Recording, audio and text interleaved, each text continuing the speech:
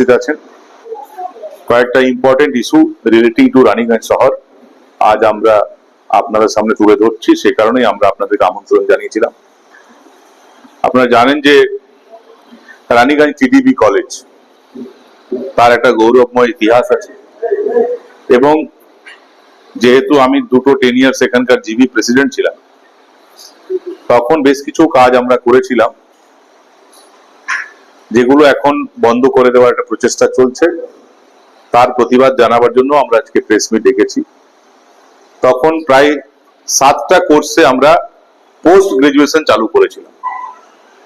মূলত কলেজগুলোতে গ্রাজুয়েশন অব্দি পড়া হয়, কিন্তু রানীগঞ্জ টিডিবি কলেজ একদম ভিন্ন মাত্রা পৌঁছে গেছিল, ইউনিভার্সিটিকে তারা টক্কর দিচ্ছিল এবং সেমি ইউনিভার্সিটি মর্যাদা পেতে চলেছিল। এখন আমরা খবর পেলাম যে ওই পোস্ট গ্রাজুয়েশন যে কোর্সগুলো ছিল সেগুলোকে বর্তমানে যারা আছেন তারা বন্ধ করে দিচ্ছেন। ইউনিভার্সিটি নাকি শেষ হয়ে যাচ্ছে, ছাত্র পাচ্ছে না সে কারণে, আর নাকি তাদের লস হয়ে যাচ্ছে, অ্যাজ ইফ ইউনিভার্সিটিটা শিক্ষা প্রতিষ্ঠান না হয়ে কোনো ব্যবসায়িক প্রতিষ্ঠান হয়ে গেছে। প্রফিট লস তারা দেখা আরম্ভ করেছে। আমরা এর প্রতিবাদ জানাচ্ছি এবং আমরা বলছি যে ইউনিভার্সিটির যা হচ্ছে হোক, ইউনিভার্সিটি লোকেরা বুঝবেন। রানীগঞ্জ টিডিবি কলেজের পুরনো মর্যাদা আবার ফিরিয়ে দিতে হবে এবং প্রয়োজন হলে আরো 1-2টা কোর্স নতুন নিয়ে আসুন। যেটা আছে সেটা একটাও বন্ধ করা যাবে না, এটা আমাদের দলের তরফ থেকে আমরা এই দাবি করছি। দ্বিতীয় আরেকটা ইস্যু আপনাদের সামনে আমরা তুলে ধরতে চাই যে আপনারা জানেন যে আমাদের এই শিল্পাঞ্চলে বেশ কিছু লোকেশন ধসপ্রবণ লোকেশন আছে। প্রাক্তন সাংসদ মাননীয় হারাধন রায় একটা মামলা করেছিলেন, তার মামলার পরিপ্রেক্ষিতে সুপ্রিম কোর্টের নির্দেশে একটা সার্ভে হয়েছিল এবং বেশ কিছু লোকেশনকে আনস্টেবল লোকেশন বলে ঘোষণা করা হয়েছে। এবং আমি যতদিন মেয়র ছিলাম আমরা সিদ্ধান্ত নিয়েছিলাম যে আনস্টেবল লোকেশনে নতুন কোনো কনস্ট্রাকশন না হয়।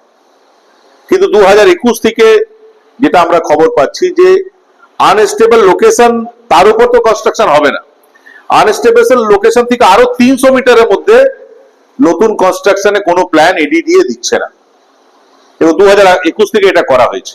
এর ফলে পুরো রানীগঞ্জের উন্নয়ন কিন্তু থমকে গেছে। বেআইনি ভাবে যদি কেউ করতে চায় করুক, যারা নেতারা আছে তাদেরকে অর্থ দিয়ে করছে, করে নিচ্ছে, কিন্তু একটাও নতুন কনস্ট্রাকশন। কিন্তু আমি বলি একটা ব্যক্তি বেআইনি কেন করতে যাবে? সে কেন আইন মেনে করবে না?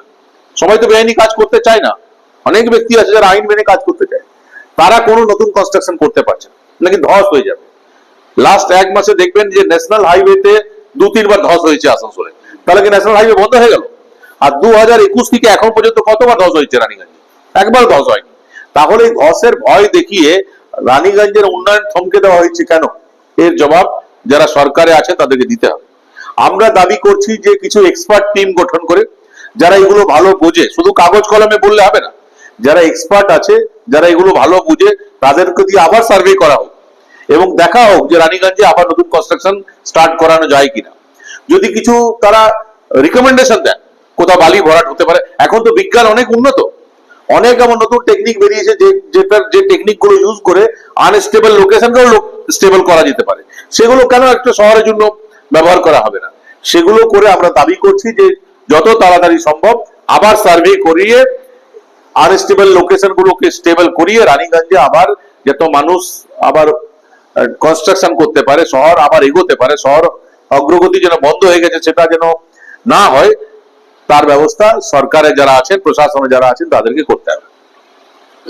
আর তৃতীয় একটা ইস্যু যেটা আমি পার্সোনালি ফিল করেছি, যেটা আপনাদের সঙ্গে শেয়ার করছি, যে আমি আসানসোল মিউনিসিপাল কর্পোরেশন, বৃহৎ যে কর্পোরেশন হলো, তার ফার্স্ট মেয়র ছিলাম আমি। আমার সময়ই যখন শপথ দিলাম, তার আগে রানীগঞ্জ, জামুরিয়া এবং কুলটি মিউনিসিপ্যালিটির অস্তিত্ব শেষ করে বড় কর্পোরেশন তৈরি করা হলো এবং অনেক পরিশ্রম করতে হয়েছিল আমাকে সমস্ত অ্যাকাউন্ট ঠিক করতে। তখনই আমি হিমশিম খেয়ে যেতাম, সপ্তাহে 2-3 দিন আসতে রানীগঞ্জের অবস্থা খারাপ হয়ে যেত এবং তখন আমি বারবার ফিল করেছিলাম যে এটা, এই সিদ্ধান্ত আমার মনে হয় একটু ভুল হয়ে গেল। কেননা ভৌগোলিক অবস্থান এমন আসানসোলের যে একটা কর্পোরেশন থেকে, আসানসোল থেকে এটা কন্ট্রোল করা সম্ভব না। যদি না বড়কেও এটা সমান কর্পোরেশন মিউনিসিপ্যালিটির যদি মর্যাদা না দেওয়া হয়, তাহলে এটা করা সম্ভব না।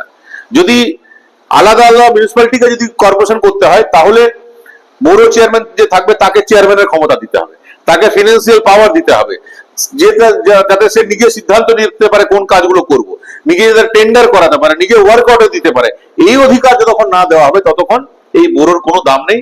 যেটা অতীতে বামপন্থীরা বলতেন, আমি নিজেও পার্সোনালি ফিল করেছি যে আলটিমেটলি এটা পোস্ট অফিস ছাড়া কিছু না। এখানে চিঠি দাও, চিঠি 3 দিন পর আসানসোল পৌঁছে যাবে, তারপর আসানসোলে গিয়ে খোঁজ খবর নাও। দেখুন, আমি বারবার যখন ছিলাম তখন বারবার কলকাতাকে বলেছিলাম যে এটা আলটিমেটলি এই সিস্টেমটা ঠিক হচ্ছে না, কিন্তু কিছু করার ছিল না। আপনি যে সিস্টেমে আছেন সেটাই আপনাকে মেনে নিতে হবে। অনেক ভেতরের কথা বাইরে বলা যেত না। কিন্তু দেখুন একই অবস্থা দেখুন হাওড়াতে হয়েছিল। হাওড়ার সঙ্গে বালিকে একসঙ্গে আনা হয়েছিল।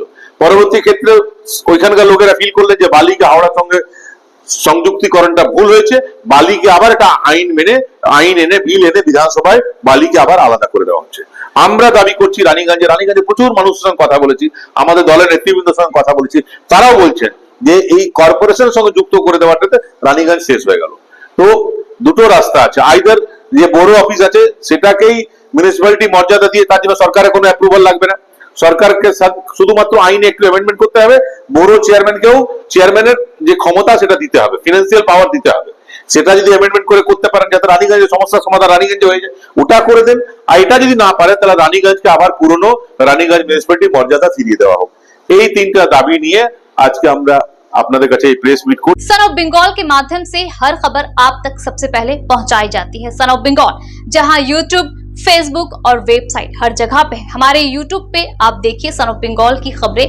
इसके अलावा सब्सक्राइब कीजिए, फेसबुक पे जाइए, फेसबुक पेज को फॉलो कीजिए। इसके अलावा हमारे वेबसाइट पर भी जाकर आप देख सकते हैं हर तरह की खबरें सबसे पहले। जी हाँ, हमारा वेबसाइट है www.sonofbengal.in। धन्यवाद।